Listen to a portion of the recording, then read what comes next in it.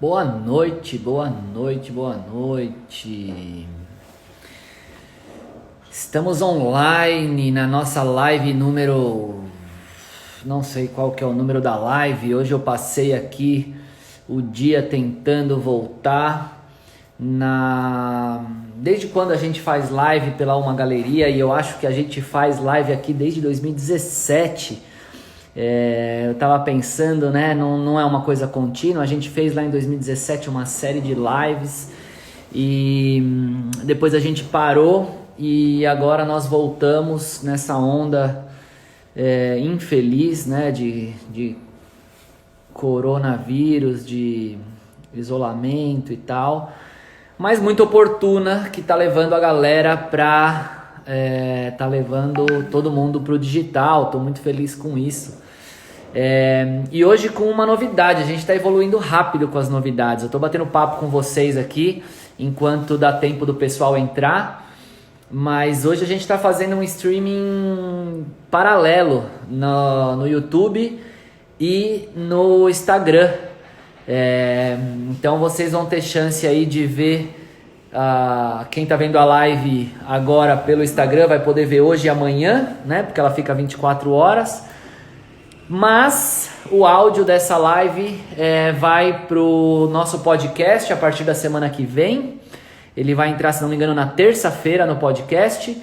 E o vídeo dessa live também vai pro nosso canal do YouTube a partir de terça-feira que vem. Então quem vê ao vivo tem aí uma semana de avanço em relação ao pessoal que vai ver só a semana que vem, seja pelo YouTube ou seja pelo podcast. Bom, como todos os outros dias, vocês fiquem à vontade aqui para comentar, para perguntar, para falar, para tudo, que eu vou comentando com vocês, tudo que a gente, eu vou respondendo as perguntas de vocês. E para a live de hoje, a gente separou o tema que é o valor da obra de arte. E aí nós vamos falar sobre como precificar uma obra em 4 passos, bem fácil para todo mundo tomar nota, ou seja, como precificar uma obra de arte em 4 passos, né? 4 pilares aí fundamentais para você fazer isso. E depois, no final, sobre valorização e reajuste de preços, etc. Então, agora são 21h02, vamos esperar até 21h04 para a galera entrar. A Renata entrou, a Clara entrou, tem um pessoal que já está aqui toda semana. Paulo Nenflídio tá aí, a Fê, 100%, viu? Obrigado por prestigiar. O Alan entrou, a Bianca também entrou, o Éder, Michel, valeu, hein, pessoal. Daniel Rocha, a Ana, Rafael Braga, isso aí. O Átila, o Elton, Piaba, legal de ter aqui. O Tom Salles também tá aqui desde a primeira, o pessoal da Casa 7. Puta, valeu mesmo. Valeu mesmo. Até a família, até minha irmã tá aqui, ó. A Lígia, é isso aí. Vou pedir uma coisa, enquanto a gente não começa a live, tem mais um minutinho para esperar o pessoal entrar. Vocês podem pegar o dedo indicador de vocês, né? Pega o dedo indicador, também funciona com os outros, mas com o indicador é mais fácil. Pega o dedo indicador, aqui embaixo, do lado dos comentários, tem um aviãozinho. Isso para quem tá no Instagram. Para quem tá no YouTube... Eu nem sei como é que faz. Para quem tá no YouTube tem uma setinha assim, ó. Pega o dedo indicador de vocês, clica nesse botão e aí vocês mandam para uma galera, mandam para vários artistas, mandam para, enfim, para quem vocês acham que essa live, que esse conteúdo pode ajudar, né? Então vamos mandar e tentar que mais pessoas também vão se qualificando, também vão usando o conteúdo da forma como eles quiserem. Então pega esse dedinho, de novo, qualquer um deles, tá? Mas o indicador acho que é mais fácil. Clica no aviãozinho e manda para quem vocês quiserem. Não machuca, não cai o dedo. Para quem tá no YouTube tem uma setinha lá, ó. Clica na setinha também, manda para uma galera. E para quem tá vendo, vai estar ouvindo a partir da semana que vem no podcast, não tem como fazer nada, tem só que ouvir mesmo. Pode depois mandar o podcast pro pessoal e assim por diante. Muito bem, já são 9h05, então vamos começar. Para quem está aqui pela primeira vez, eu sou o Tomás Pacheco, sou responsável pela Oma Galeria. É uma galeria de arte contemporânea que já está aí há 7 anos no circuito de arte. Essa galeria aqui, ó, eu tô com uma camiseta da Oma para quem está me vendo. Uma galeria que trabalha essencialmente com jovens artistas e a gente tem uma relação bastante horizontal, bastante de construção coletiva com o pessoal, com os artistas da galeria ou com as pessoas que trabalham na galeria, né? A gente tem clara ciência de que nada se faz sozinho, então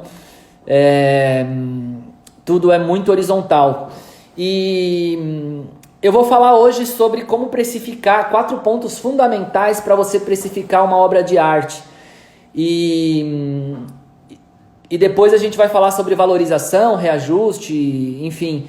E são coisas que eu já tive essa dúvida, eu já passei por isso, né?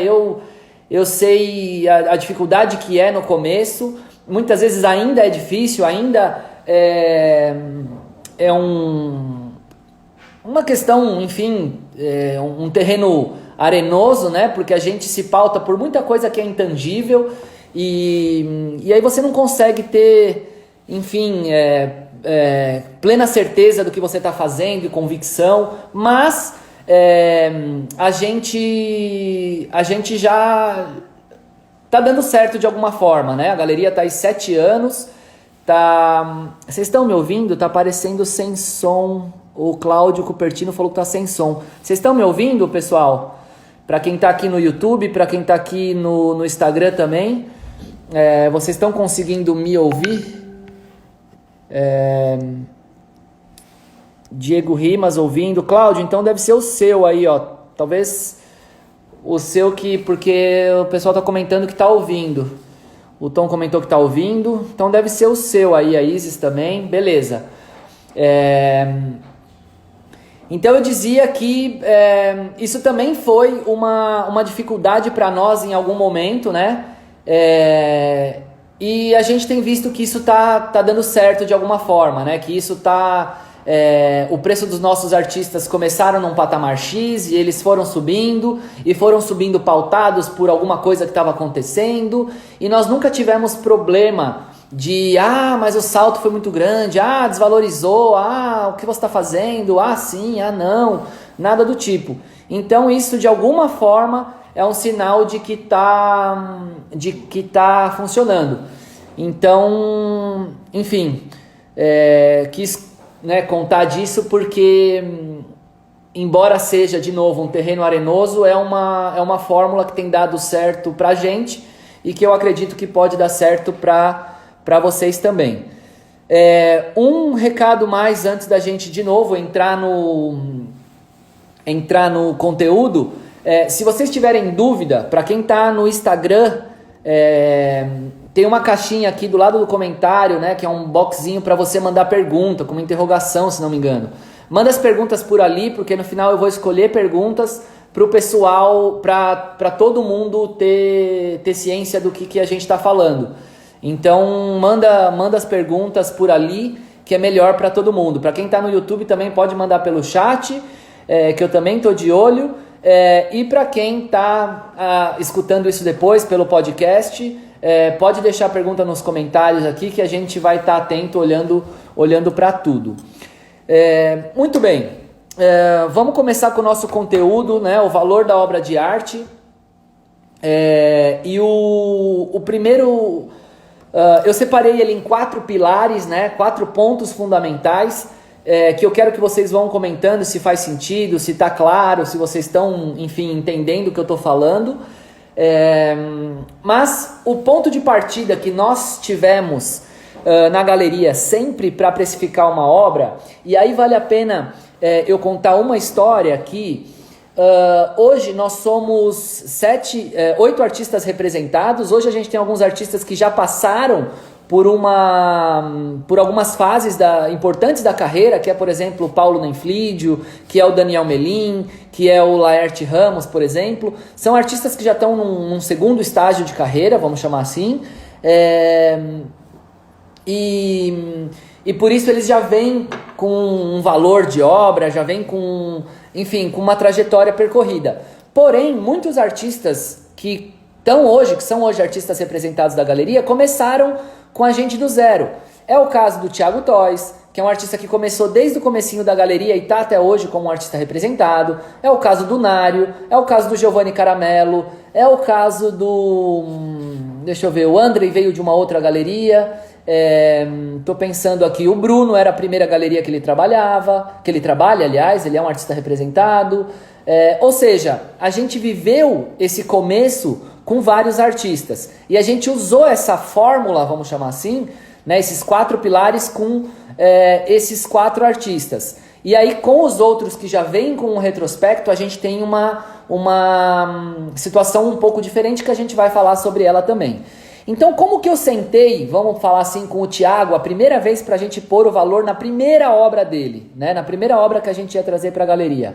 Pô, o Thiago nunca tinha vendido nada, o Thiago nunca tinha oferecido nada para vender, o Thiago não necessariamente vivia do comércio das obras dele, o Thiago não tinha esse parâmetro para a gente usar como ponto de partida, que eu acho que é o caso de vocês aqui. Aliás, comenta para mim, por curiosidade, quem aqui vai usar isso para pôr o preço a primeira vez ou as primeiras vezes nas suas obras. Comenta aqui, eu sou artista, eu vou usar, porque aí, enfim, se eu vejo que o pessoal já está com retrospecto, a gente pode se ater em outros pontos, ou pode se ater mais nesses pontos iniciais, enfim.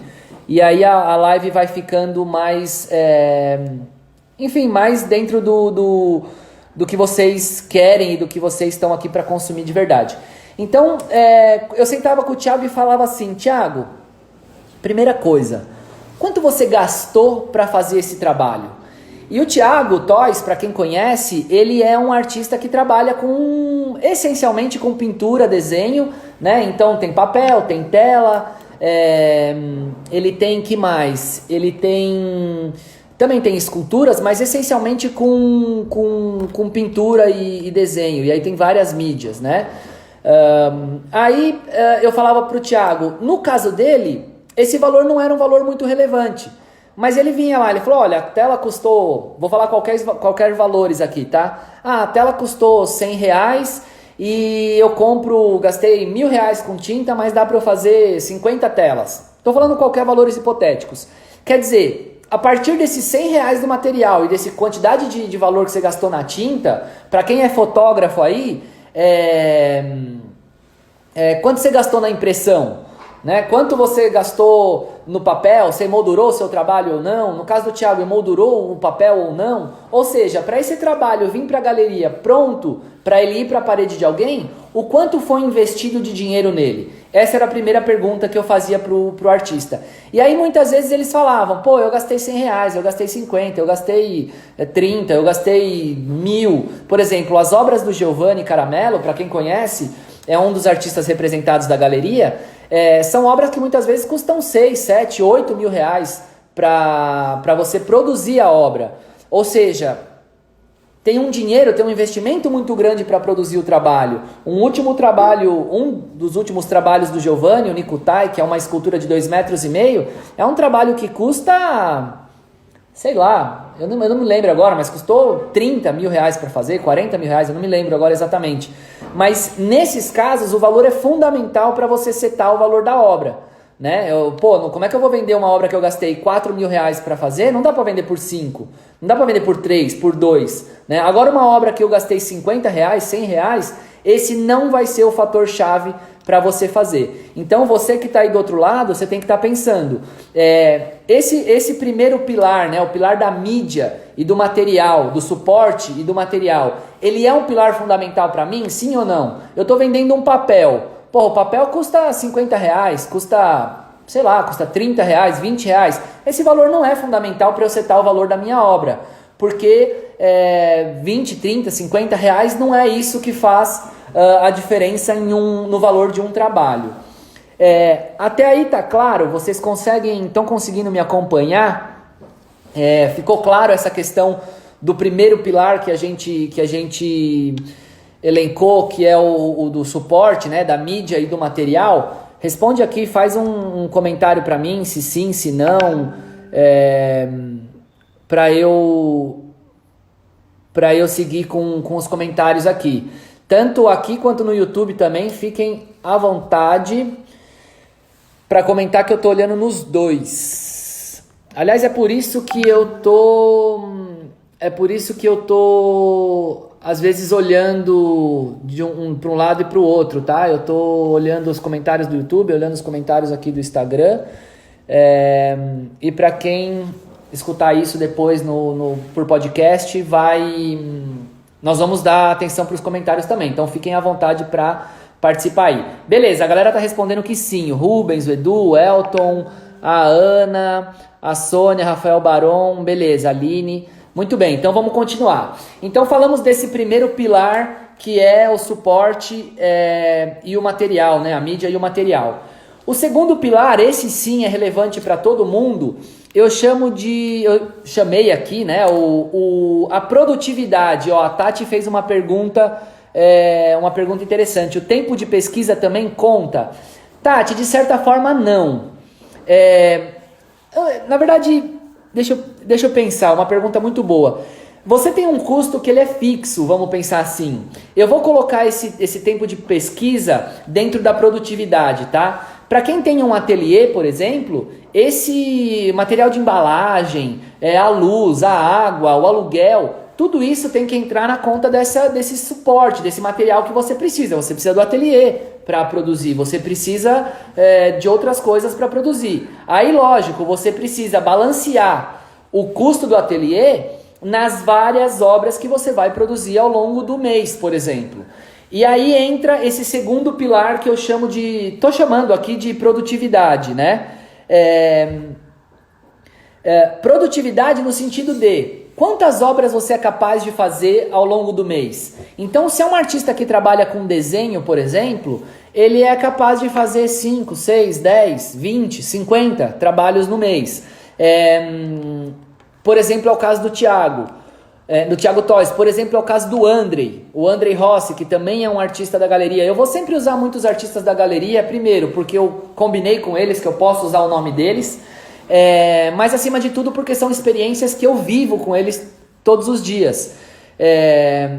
Então eu vou usando sempre esse retrospecto aí que a gente tem para trazer exemplos da prática mesmo, né? Da vida real aí. E aí, por exemplo, na contramão disso, o Giovanni, de novo. Uma escultura do Giovanni, às vezes, leva 1 mês e meio, 2 meses para ficar pronto. O Giovanni é capaz de produzir num ano, em alguns anos atrás, principalmente quando ele estava começando com isso, ele fazia no máximo 5, 6 obras por ano. Ou seja, a produção dessa pessoa, desse artista, ela é muito escassa. Então você tem que agregar um valor, porque a partir de 6 obras, o cara tem que se manter o ano inteiro produzindo. Isso se a gente considerar a conversão, né, a venda de 100% das obras desse artista. Porque imagina que o artista produza 6 obras, mas a gente vende mais ou menos metade das obras dele. Pô, o cara tem que se manter, a partir de 3 obras ele tem que se manter o ano inteiro. Então, esses são fatores que a gente vai ponderando dentro de uma balança para definir o valor da obra dele. Então, vocês têm que pensar aí. Pô, depende, trabalhos pequenos, eu consigo produzir 10 trabalhos. Trabalhos grandes, eu consigo produzir... Trabalhos médios, eu consigo produzir 5. E trabalhos grandes, eu consigo produzir 1 no mês. Então eu consigo produzir ao todo 15, 20, 30? Não sei, cada um vai fazer a sua conta. Trabalhos no ano. No ano não, no mês. E isso vai ser uma chave para você responder uma segunda pergunta, ainda dentro desse tema produtividade, né? Vamos chamar assim. O quanto você precisa, num começo de carreira, receber por mês? Veja bem, não é o quanto você quer receber, é o quanto você precisa receber no mês. Pô, eu tenho o aluguel da minha casa, eu tenho que comer, eu tenho que fazer o mercado, eu tenho que fazer isso, tenho que fazer aquilo. Um salário de vou falar qualquer coisa, tá? De 2 mil para mim tá ok. Não, o salário de 5 mil tá ok. Não, eu tenho gente que depende de mim, eu preciso de 8 mil. Não, eu preciso de 10 mil. Cada um sabe onde o calo aperta. Cada um sabe aonde, enfim, a água bate e o que precisa manter de responsabilidade. E por isso esse valor ele vai ser diferente para todo mundo, né? Mas é um fator que você tem que ponderar dentro da sua balança. Cara, vou fazer um pedido para vocês e eu vou pedir que vocês comentem aqui nos comentários. Tirem as objeções da frente. Tirem os problemas da frente. Ah, mas a minha tinta ela é prateada, então ela é mais caro. Dá um valor para a tinta mais cara. Ah, mas a minha tela é de linho, ela é não sei o que lá. Ah, mas o meu chassi. Ah, mas o meu ateliê. Ah, mas não dá para contar, porque hora o ateliê é 500, hora ele é 300. Faz uma média. Ah, hora a luz vem 50, hora vem 40. Faz uma média. Ah, água sei lá o que. Tira a água da frente. Quer dizer, tire as objeções para você ter um ponto de partida. Senão você fica o tempo todo correndo em volta do umbigo e não evolui. Então tira isso da frente para você conseguir dar um passo inicial, para você conseguir sair do zero, tá? Então isso é um pedido que eu faço para vocês, porque o artista, ele tem muito, e eu falo com conhecimento de causa, ele tem muita dificuldade para essas coisas pragmáticas. E cara, não tem problema nenhum você definir um preço para o seu trabalho. Aliás, se o seu trabalho tá aí para vender, você tem que pôr o preço no seu trabalho. Então, tira essas objeções da frente, põe um valor, né? Põe um valor para sua água, para sua luz, para o seu ateliê, para o seu trabalho, para tudo isso, e aí você vai pondo esses fatores dentro da balança, e aí esses fatores dentro da balança vão te permitir ir chegando no que vai ser o valor da sua obra de arte. Até aí, beleza? Muito bem.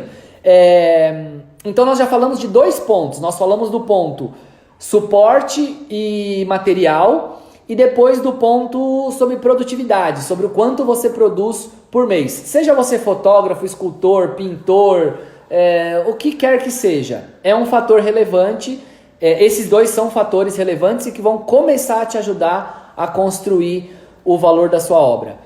Ficou tranquilo esse segundo ponto? Faz sentido para vocês? Comenta aí embaixo também para eu ver se eu posso seguir ou se a gente precisa debater um pouco mais esse segundo ponto. Enquanto isso, eu estou vendo aqui, tanto no YouTube quanto no Instagram, um monte de coraçãozinho. Ó, os coraçãozinhos aquecem a gente.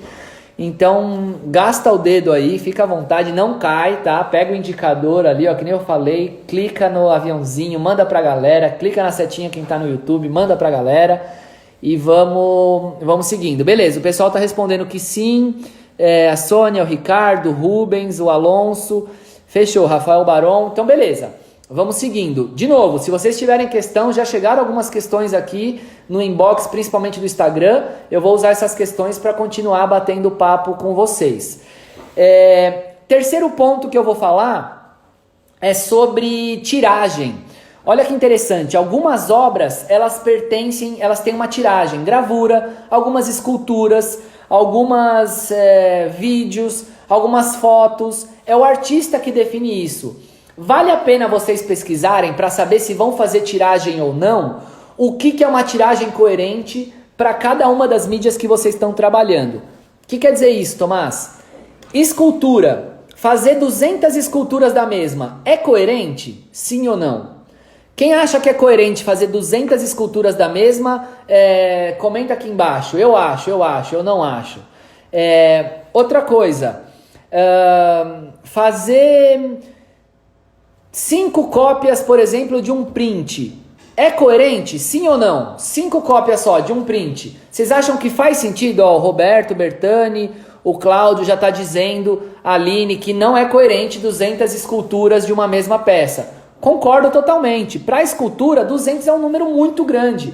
Tem um número que é uma convenção, vamos chamar assim, não existe uma regra, não existe um lugar que está escrito, que é um número que ainda se considera único, né? E aí cada um vai achar para você o que você considera um número plausível para sua escultura. Então, por exemplo, Até 8, dizem que até 8 mais 3 PAs é um número quase único, por exemplo, para a escultura. Agora para o print. O print, o Caio falou que sim, a Luciana falou que é coerente em muitos prints, ou seja, que 5 não seria um número coerente. Olha lá, o Roberto Bertani falou, segundo o padrão europeu, até 7 esculturas, eu falei em 8.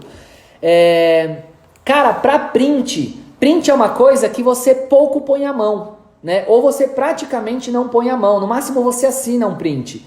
O print é um trabalho que, por convenção, de novo, ele é, entre aspas, né, é um trabalho para você ser impresso em mais volume. Então você tem que, vai fazer um print? Faz 100, faz 50, faz 80, faz 200, né? É um trabalho de tiragem alta um print. Ah, mas eu quero fazer um print exclusivo. Você quer fazer exclusivo? Faz uma pintura, faz uma serigrafia, faz uma lito, faz uma, sei lá, faz uma chilo, faz uma outra coisa, faz um outro processo de gravação mais exclusivo que tem a ver com a exclusividade da obra. Fazer um print exclusivo é a mesma coisa que tomar banho a seco, tipo, o que você está falando, sabe? Eu vou fazer um parênteses aqui,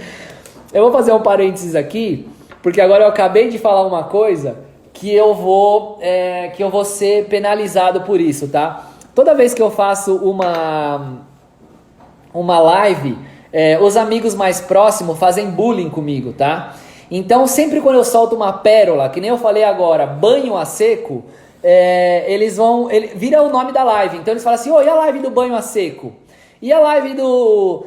E aí vira. Outra coisa que eles fazem bullying comigo é com a minha camiseta da OMA, né? Porque já é pelo menos a terceira live que eu tô fazendo e eles falam da titular, da camiseta titular. Eu tenho várias camisetas da OMA, tá? Isso pra quem tá me assistindo, seja no YouTube ou no Instagram aqui.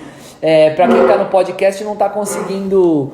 A poesia do Chaves, tá vendo? A Bianca tava aqui na última live, eu falei do existem jovens de 80 e tantos anos e os velhos de apenas 23... que era um poeta Chaves, virou. Então, para toda live eu vou e deu um bloqueio aqui de repente. Vocês estão me ouvindo? Dá um ok aí se vocês estão me ouvindo. Para toda live, seja no para toda live agora eu vou criar uma hashtag, tá? Sempre quando eu fizer uma pérola, para não virar bullying, eu já vou criar a hashtag mesmo. Eu vou precisar pedir para vocês me ajudarem a criar a hashtag. E eu acho que eu já sei qual que vai ser a hashtag dessa live aqui. Vai ser banho a seco, né? Então comenta aí, ó, hashtag banho a seco, que vai ser a live. E aí depois quando vocês compartilharem essa live, vocês, ou que der print, que pôr no Instagram, pôr em qualquer lugar, vocês põem lá, live da OMA, hashtag banho a seco, que aí as pessoas não vão entender nada, e hashtag coraçãozinho, o Rafael sugeriu aí, ó. Vai sair mais pérolas e a gente vai ainda escolher qual que vai ser a hashtag banho a seco, ó, o Tom falou, banho a seco, é isso aí, eu acho que essa vai ser o dessa live, vamos nessa. Muito bem. Então nós falamos já dos dois. A Bianca, maravilhoso. Já tem a live do poeta e agora tem a live do banho a seco. Muito bem, então já falamos do ponto mídia, né, e material, falamos do ponto produtividade e agora a gente estava falando do ponto tiragem. Então a gente falou, escultura, ela tem uma tiragem... vamos dizer assim, que ela é uma convenção, vamos chamar assim. O Bertani pôs aqui, na convenção europeia, 7 esculturas ainda é única.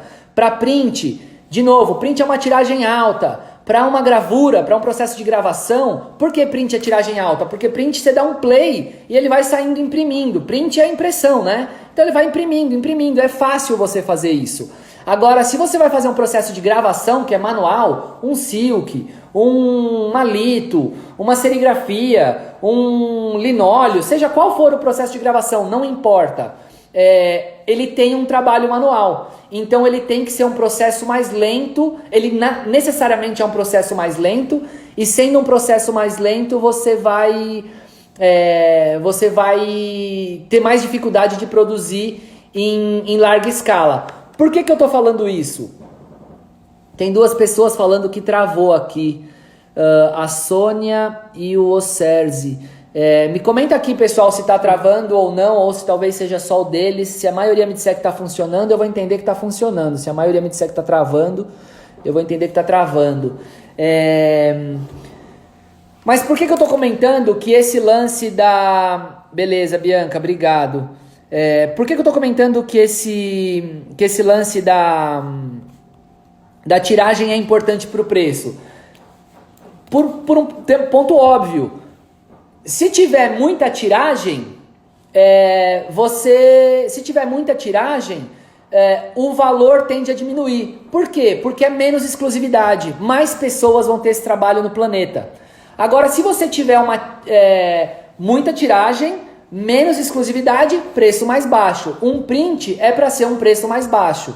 Agora, se você tem uma tiragem baixa, mais exclusividade, menos pessoas vão ter essa obra no planeta, você consegue cobrar um preço mais alto. É poucas pessoas, você tem uma escassez aí. Então essa escassez eleva o preço da sua obra, né? Então isso é um fator que você também tem que pôr lá na bacia, né? Na sua... como é que chama? Na bacia não. Na balança. Aí, mais uma hashtag bacia, põe na bacia. Mais uma coisa para você pôr na balança, para você ponderar e saber se você sobe o preço ou se você baixa o preço da sua obra. O Cláudio fez uma pergunta importante aqui. No meu trabalho, litografia, cada uma é manual. Pode ser mais alta? Não pode ser tão alto quanto uma pintura, Cláudio, porque, de novo, a litografia, embora cada um seja manual, é um processo repetitivo, você consegue tirar várias cópias. Imagina se você fizesse pintura. Pintura você tem que pintar cada uma, e outra, não dá para te fazer cópia de pintura. Cada pintura é uma pintura.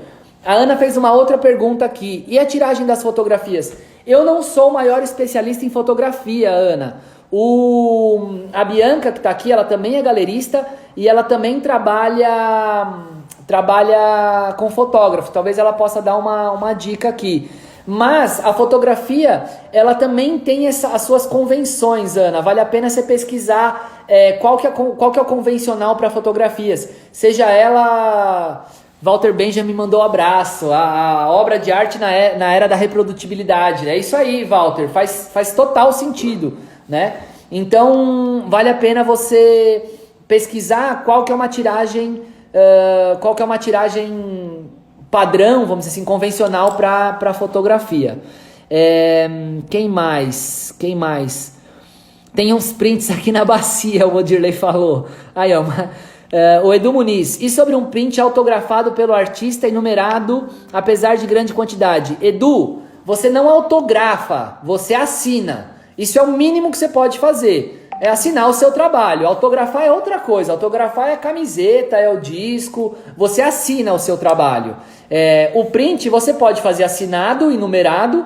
Ou muitas vezes as pessoas fazem o print sem tiragem. O print você vai imprimindo quanto você quiser. Imprimir 200, vendeu todos, mais 200, mais 200. Não tem problema. O print ele pode nem ter tiragem se você não quiser. Que mais aqui? Faz sentido série de objeto? Faz, total. Tiragem de objeto? Não sei, é o mesmo objeto? Ele é exatamente igual? Gostei do menino, Bianca, leva ele pra galeria, não entendi. Geralmente a arte, no que vi, a fotografia segue a tiragem da gravura. Pode ser. A Bianca tá dizendo que tem vários fatores, é isso.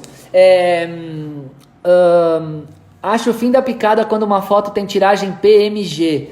Atenção. Nunca parei para pensar sobre isso, viu? Mas é uma questão que é inteligente. Eu não sei o nome de quem está comentando, Arte em Rede. Mas faz sentido você ter essa inteligência mercadológica. Pensa bem, você que quer viver de obra de arte, você tem que vender obra de arte. Então para que você vai dificultar a porra da venda da obra de arte? Então se as pessoas querem... uma obra menor, uma obra maior, e você, artista, acha que não vai interferir na leitura do seu trabalho, ser maior ou ser menor, qual que é o problema você ter PMG?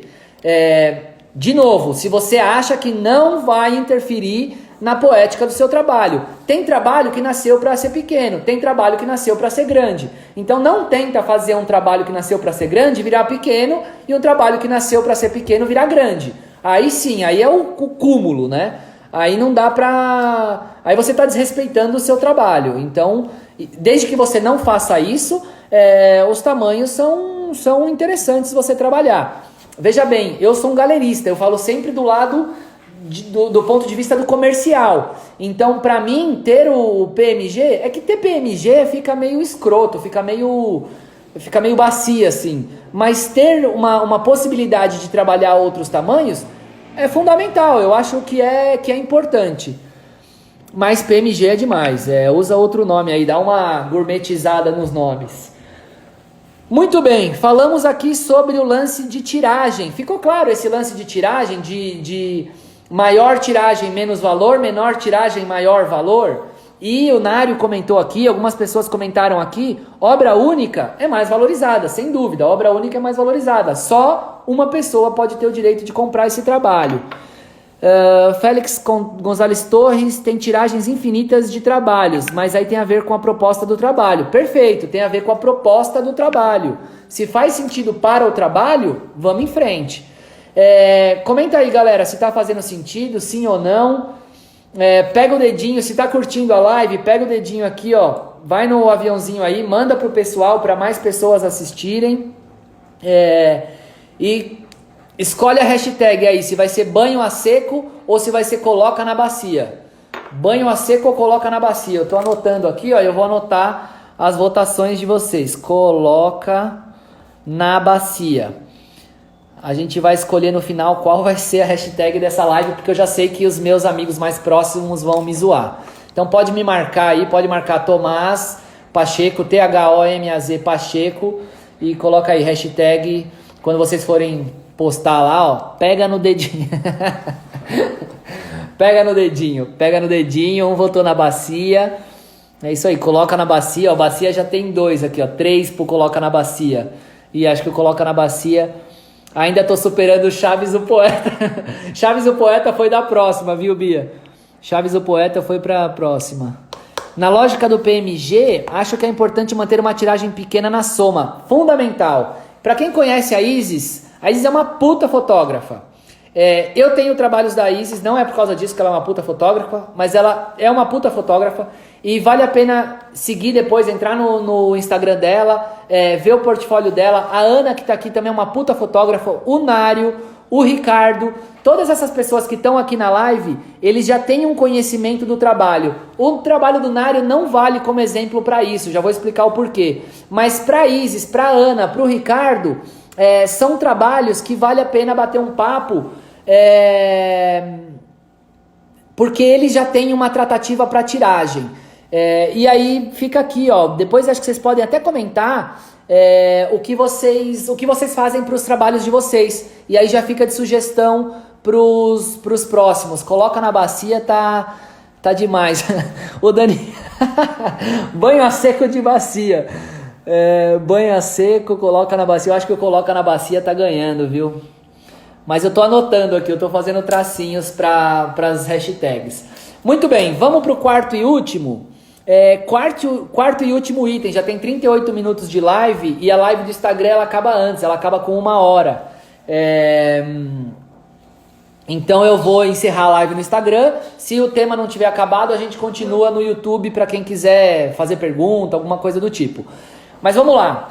Último tema antes de ir pro último tema, material e mídia. Vocês entenderam que é um tema, embora pragmático, que tem um fator de subjetividade aí?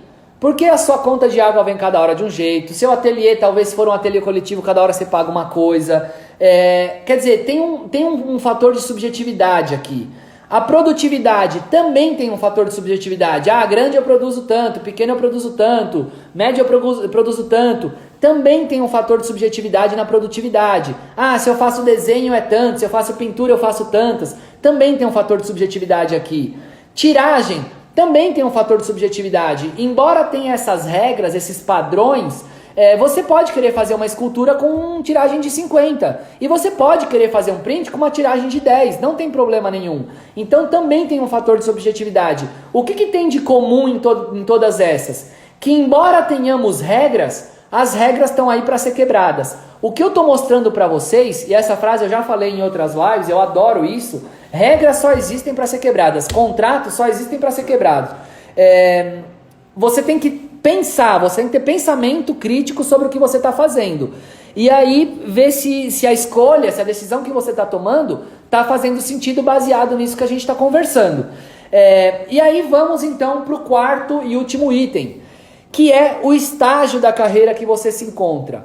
O que quer dizer o estágio da carreira que você se encontra? E talvez esse seja um dos fatores mais subjetivos que que a gente tenha para ponderar o valor de uma obra de arte.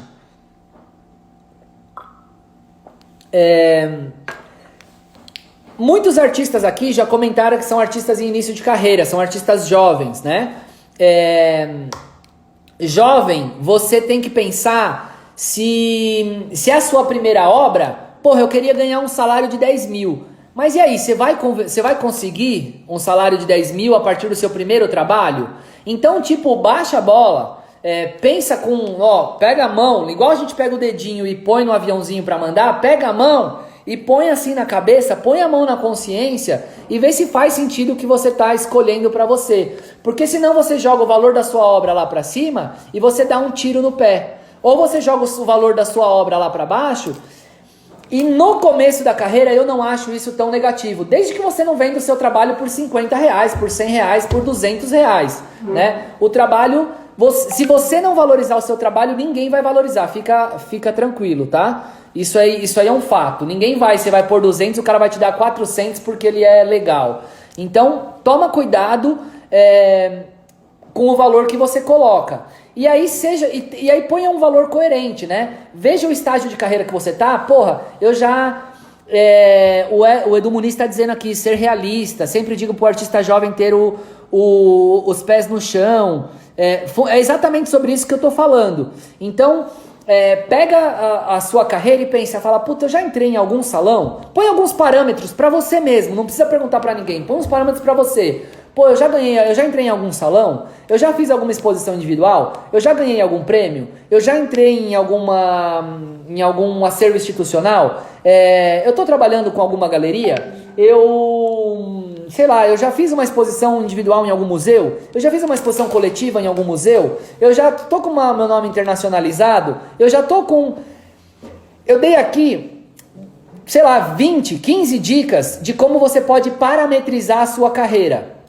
Volta na semana que vem, ou volta depois nessa live aqui, porque ela vai ficar salva para quem está no Instagram, fica 24 horas, para quem está no YouTube ela vai estar lá também, ou para quem está ouvindo com podcast, volta nessa live, pega esses 15 itens que eu enumerei aqui e coloca numa linha, e vê o que você já cumpriu e o que você não cumpriu. E aí, com isso, você fala se você está no início, no meio ou no estágio avançado da sua carreira. E aí você consegue ponderar esse fator aqui. E esse fator é fundamental para você ir para o próximo ponto e último ponto que a gente vai falar, que é a valorização e reajuste do trabalho. Muito bem, faz sentido esse último ponto? Faz sentido você elencar esses 4 itens para você definir o valor da sua obra? E o que você vai chegar com esses 4 itens? Você vai chegar num valor X, você vai chegar em R$1.000. Ponderando a mídia, ponderando a minha produtividade, a tiragem, o estágio da minha carreira que eu me encontro, eu acho que as minhas obras têm que custar mais ou menos R$1.000. Aí você pega um parâmetro, pega uma obra de 1 por 1 sua, por exemplo, e diz, olha, essa obra de 1 por 1 vai ser R$1.000. Aí você faz assim, colega, obra de 1,20 por 1, ela é 20% maior, então o preço vai ser 20% mais caro. Obra de 2 por 2, ela é o dobro. E aí, obras maiores ou menores, você vai calculando a partir do preço da primeira. Você só precisa definir o preço da primeira. Essa é a parte mais difícil. Depois do preço da primeira, todas as outras já têm um ponto de partida, seja para mais ou seja para menos. E aí tem algumas questõezinhas que eu vou só enumerar aqui, eu não vou entrar em detalhes porque não é o caso, depois a gente pode fazer outras lives para falar disso, mas se você for diminuindo muito o tamanho da obra e fizer uma obra desse tamanhinho assim, ó, para quem tá me vendo na câmera, de 5 centímetros por 5 centímetros, a obra vai custar R$20. Faz sentido você vender um trabalho por R$20? Não. Então obras muito baratas você tem que pôr um fator de multiplicação.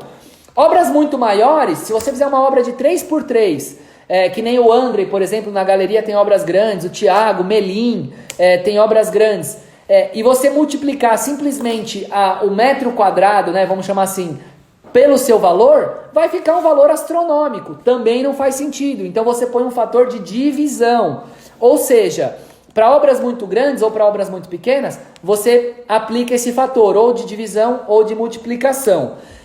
Que mais? Os fatores da tiragem, você vai reajustando, né? Embora tenha as convenções, você pode ir reajustando para cima ou para baixo. Então vou responder aqui algumas perguntas que vocês me fizeram. Vai me sinalizando aqui sempre se faz sentido, se sim, se não, e aí a gente vai continuando o papo. Cláudio Cupertino, aluguei ateliê, água, luz, tela, todos os gastos que o artista precisa para trabalhar. Não aquela famosa pergunta, o quanto você gastou para pintar a sua obra? Também funciona a pergunta, viu, Cláudio? Quanto você gastou, você tem ateliê, tem água, tem luz, tem pintura, tem tinta, tem seu tempo, tem tudo. Então dá mais ou menos na mesma. Que comentário tem aqui? Roberto Bertani, o preço psicológico, barato deprecia, muito caro afasta. Exato, Roberto. Isso é aqueles fatores extras, né? Os fatores que não estão dentro desses 4 primeiros, vamos chamar assim. O preço muito barato ninguém quer. Se você vai fazer uma comparação de preços, por exemplo, você vai fazer um orçamento para comprar uma janela para sua casa, sei lá, qualquer coisa, e você orça 15 lugares. Dos 15 lugares, um te oferece por R$3 a janela, outro te oferece por 3.000 a janela, e os outros 13 lugares te oferecem por mais ou menos 1.000, 1.500, 2.000. O que você faz com o valor de 3 e com o valor de 3.000? Você descarta, porque tudo que está fora daquele preço coerente, você fala, janela de R$3, não tem milagre, então você descarta. Mais uma hashtag aí, janela de R$3. Mirs Monstrengo, como entrar na galeria? Não é fácil, dá para uma outra live isso aqui, mas entrar numa galeria não é sinônimo de ser bom ou não, tá? Entrar numa galeria não resolve a vida de ninguém. Edu Muniz, sempre leva em conta a produção, mas principalmente o currículo de modo geral. Exato, o currículo vai entrar no próximo ponto que a gente vai falar, que é sobre valorização e reajuste. A Ana Júlia, muito bom ver o currículo de artista e os preços também. Muito bom ponto, exatamente igual o ponto do Edu. Cláudio, tenho que sair, vou assistir mais tarde. Valeu, Cláudio. Quem mais? Para quem trabalha com objetos, a mesma coisa, Mirs Monstrengo. O objeto é grande, é pequeno, o objeto é raro, não é raro. Você fez mais objetos iguais, menos objetos iguais. Quanto tempo você leva para fazer o objeto? Não coloca objeção. O que tiver de objeção, tira da frente e seja pragmático. Não acha que você é a única pessoa do planeta que faz objeto e já conseguiram pôr preço em outros objetos. Então você vai conseguir pôr no seu também. Mas e os 50% da galeria? Muito bem. Esse valor tem que ser o valor do artista. Então todos os artistas da galeria, eles falam para mim, Tomás, o meu preço é tanto. E eu falo, legal, a galeria quer ficar com 50%. Em linhas gerais, tá?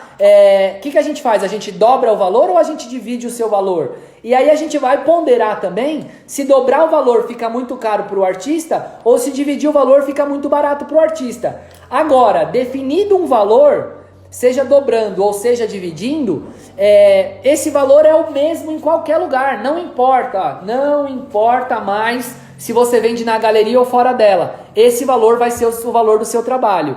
Se você vender fora da galeria, primeiro, se você estiver enganando o galerista, você é um baita de um... Entendeu? Mas se não, se for um acordo que você tem com o seu galerista, você não deveria vender mais barato. Porque senão não faz sentido nenhum. Como é que a galeria vai vender se no seu ateliê você vende por 50% do valor? Então o que você pode ter é uma margem maior de negociação quando você for vender no seu ateliê. Até porque se você vende a 1.000 no ateliê e 2.000 na galeria, seu preço não é 2.000, seu preço é 1.000. Então a galeria tem que baixar para 1.000. Os artistas novos que querem entrar na OMA estavam em qual estágio de carreira? Puta, em vários. O Paulo Nenflídio, ele já tem, que foi o último que entrou na OMA, ele já tem prêmio Pipa, ele já tem indicação pro Marco Antônio, ele já tem, o Laerte já tem também Marco Antônio, e o Bruno não tinha galeria nenhuma, e o Giovanni foi a primeira galeria. Então, independe, não é esse fator que faz um artista entrar ou não na galeria. JP Nemer, se o artista já tem um valor nas vendas que ele já faz e passa a ser representado por uma galeria, como reajustar o preço? Primeiro, não é isso que reajusta o preço, não é entrar na galeria que reajusta o preço, o seu preço é o seu preço. A galeria está entregando alguma coisa a mais que vai valorizar o seu trabalho? É isso que vai reajustar o seu preço. Seu trabalho é muito bom, é aí que está o valor. Obrigado, Alaide. Alaide é uma colecionadora incrível, tem uma coleção incrível. Obrigado por participar. Tenho que voltar para a aula, Roberto Bertani. Roberto Bertani é da Belas Artes, um grande querido também. Como encontrar o público exato para minha arte? Cara, publicando ela. Se você guardar no ateliê, você não vai achar. A gente falou, volta aí umas lives, eu acho que a gente falou sobre como mostrar trabalho, mas é tema para uma outra live. Como fazer trabalhos com merda de artista do Manzoni e a exposição invisível do Yves Klein? Você precisa ser o Piero Manzoni ou o Yves Klein para fazer um trabalho desse, né? Se você for fazer um merda de artista ou uma exposição invisível, você vai ser um tonto que está copiando o trabalho dos outros. Série é um bom motivo para se comunicar. Não entendi. Para escultura, a tiragem de 7 é melhor? É um padrão. Não existe preço na galeria e preço no ateliê. Existe o valor da obra. Exatamente, Bianca. Esse é o ponto. Então, Instagram é um ótimo veículo para divulgar trabalho. Tá aí, quem tá falando é uma colecionadora. Então, se ela tá dizendo que ela olha trabalho de artistas pelo Instagram, então é sinal de que vocês têm que postar no Instagram também. Eu peço muito pro pessoal pôr pergunta nas caixinhas aqui, então eu queria ler um pouco da pergunta deles. Mas antes, falta 10 minutos para nossa live do Instagram acabar. Antes eu queria falar do último tema, que é o tema de valorização e reajuste de obra de arte, que foi um tema que a Ana comentou, que foi um tema que alguma galera aqui comentou. Você só deve reajustar o preço da sua obra se acontecer alguma coisa de relevante na sua carreira. Lembra da linha que eu comentei para você pôr os vários tracinhos lá, as várias metas da sua carreira? Conforme essas coisas forem acontecendo num volume considerável, é a hora de você aumentar o seu valor. Por quê? Porque você está agregando valor de fato para a sua obra de arte. Então não vem com, eu fiz uma exposição na churrascaria Varandão. Que bosta! Sabe, isso aí não é motivo. Eu fiz a minha primeira individual, quero dobrar o valor. Tá errado. Entrei na galeria tal, quero triplicar o valor. Tá errado. O valor da obra de arte, dica minha, tá? Ele tem que ser uma subida muito paulatina e embasada por fatores concretos. Por fatores que sejam fora do tempo, que transcendam o aspecto do tempo ou quiçá até a sua existência. Por exemplo, entrei no acervo do MAN. Porra, você vai morrer. O MAN é muito difícil morrer. Entrei no... Churrascaria... Churrascaria Varandão, adorei. Mais uma hashtag. Entrei no acervo do mar. O mar não vai morrer, você vai. Ou seja, são coisas que transcendem... Para quem mora no ABC entendeu a minha analogia aqui da Churrascaria Varandão. Então, esse tipo de coisa...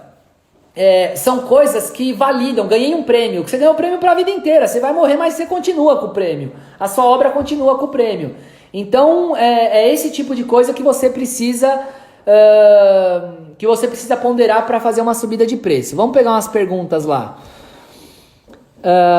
Aí, da Bianca: até que ponto o artista tem total autonomia para precificar a obra, quando a galeria deve interferir? Já houve alguma desavença? Já houve desavença, sim. Eu sei o porte dos colecionadores que eu me relaciono. Então, de eu achar que tem que subir e alguns artistas acharem que tem que baixar. E eu falar, porra, mas a gente tá... Abaixar não, tem que manter. Nunca baixar o preço. E a gente tem que ter um consenso. Eu acho que essa discussão é sempre uma discussão conjunta, Bianca. Nunca o artista deve impor nada para a galeria, nem a galeria impor nada para o artista. Eu acredito muito nessa construção horizontal. Que mais? Outra pergunta aqui, ó. Como foi sua trajetória de galerista e a sua maior dificuldade nesses 7 anos? Puta, Edu, é uma ótima pergunta, mas eu vou tentar responder as perguntas de preço pra gente tentar ser mais assertivo. Devo somar o preço de todas as tiragens da obra e compará-la com uma produção de única cópia? Tom, é importante você fazer isso. Você não deve, mas é importante você fazer isso. Porque uma tiragem de fato é uma obra completa, né? Então uma tiragem de 100 cópias você vender a 50 mil reais. É coerente? Sim ou não? Então, enfim, acho que vale a pena você ponderar. A Bianca comentou aqui, também acredito, concordo, mas acho que o galerista dá a palavra final. Eu sou mais, Bianca, do consenso, tá? Eu acho que tem que ser a responsabilidade dos dois. A Clara pôs uma pergunta. Eu tô correndo, né? Eu tô correndo porque tá acabando o tempo. Bom, acabando o tempo para quem tá no Instagram, né? Por exemplo, um artista no início quer bancar custos mensais de R$15 e tem produtividade pequena. Puta, Clara, você tá fudida, é isso. Cara, custo mensal de 15 mil reais é um custo muito alto. É muito difícil você começar com esse tipo de trabalho. Você tem que pensar alguma alternativa para você ter trabalhos e circular com valores menores, senão é um tiro no pé, né? O Alonso, o quanto a obra pode valorizar após participar de uma exposição? Muito pouco, Alonso. Muito pouco. Depende da exposição, tá? Então, é um fator que não é necessariamente imediato, até porque você não valoriza uma obra do artista, você valoriza a obra, o conjunto da obra do artista. Ah tá, coloquei hipotético. Boa, Clara, desculpa. Alguém falou que no YouTube não tá funcionando. Que droga. Enfim, vamos ver se tem mais. Tem que confiar no galerista. Concordo, Éder. E o galerista tem que confiar no artista. Cristo e Jean-Claude estão aí para dar exemplos vendendo desenhos para pagar os trabalhos megalomaníacos ao longo de décadas. Concordo total. Aliás, os trabalhos do Cristo e Jean-Claude, puta, sensacionais. Dar volta nas ilhas, sensacionais. Aqueles platôs que eles criavam, fantástico.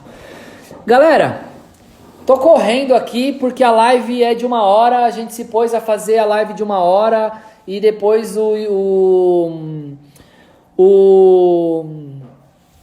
podcast também fica 1 hora. Mais que isso, fica muito cansativo. Queria agradecer a todos vocês, são os 2 minutos finais. Eu queria agradecer vocês. Queria que vocês dessem um print aqui, ó. Eu vou fazer uma pose bonita aqui, um hashtag. E aí vocês dão um print disso aqui agora e posta lá. O hashtag dessa live vai ser o Coloca na Bacia, tá? Então se vocês quiserem mandar para todo mundo, manda lá um Coloca na Bacia, que essa vai ser a hashtag da nossa live. Semana que vem, quarta-feira, tem mais. Semana que vem, quarta-feira, 9 horas, tem mais live. Segue a Oma Galeria, pode me seguir também se vocês quiserem. O meu perfil pessoal é Tomás Pacheco. Eu respondo às vezes algumas perguntas por inbox no meu perfil pessoal. Então manda bala lá. Pode seguir os outros canais da galeria, o canal me enrolei, do YouTube, porque a live vai ficar lá. O canal do podcast, porque também vai entrar lá como áudio depois. A gente também tá com o Twitter, também tá com o Facebook. Daqui a pouco, a hora que acabar essa quarentena, a gente vai começar com o TikTok também. Já temos as meninas prontas para começarem a produzir o conteúdo do TikTok. Vai ficar muito fera. Que mais? Isso aí, galera. Coloca na bacia, hashtag coloca na bacia. E 1 minuto restante. Tô vendo aqui todo mundo comentar. Sônia, Hugo, valeu Mari Delvecchia, Marília, Isis, muito querida, valeu Alan, puta artista também, Elton, valeu Elton, Sônia, quem mais tá por aqui, a Bianca, quem mais, vai me dando um oi aí galera, falta 40 segundos, Marília Scarabello, valeu Marília, o Luan, puto, o Luan fera também, o Luan parceiraço, o Hugo, valeu galera, valeu ter participado. Laerte, puta responsa fazer uma live com o Laerte. Com o Laerte mais um monte aqui assistindo pra eu falar minhas groselhas aqui. Valeu, Caio, Ana. Ó, valeu mesmo. Valeu, pessoal que tá pelo podcast aí. Semana que vem tem mais. Beijo no Cuore. Fiquem em casa e lavem as mãos. Beijo em todos. Valeu, valeu, valeu.